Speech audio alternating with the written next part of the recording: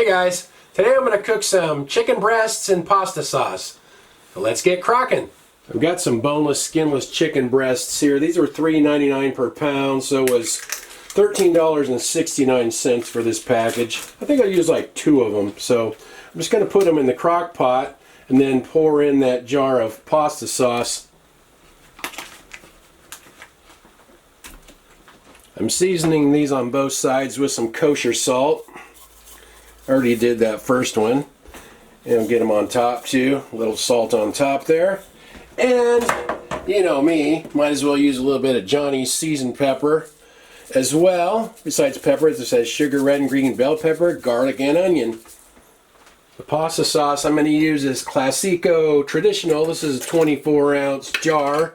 I like this sauce because it's fairly sweet. I like a sweeter pasta sauce. So this is one of my favorites. This is the one I use most of the time. Now I'll get the lid on there.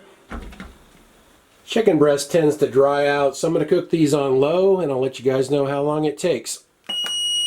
It's been about 2.5 hours, so I'm going to check on this. Chicken breast you want cooked to about 165 degrees Fahrenheit minimum. And that one's like 166. This one here is 166 as well, 167. So perfect. You don't want to cook them much over that or they start to dry out. I had some ciabatta buns, so I toasted one and made a chicken sandwich, put a slice of Havarti cheese on there. Let me cut it in half so we can see what the inside looks like here. If it doesn't all fall apart on me. Alright. Okay. That looks good. The chicken looks pretty moist inside. And I put some of that sauce on the plate to kind of dip it into here. Alright, let's try a bite.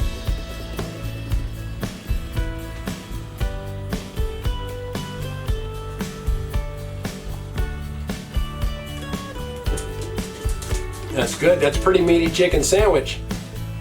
Annie's all excited over here. You want to try it, Annie? There you go.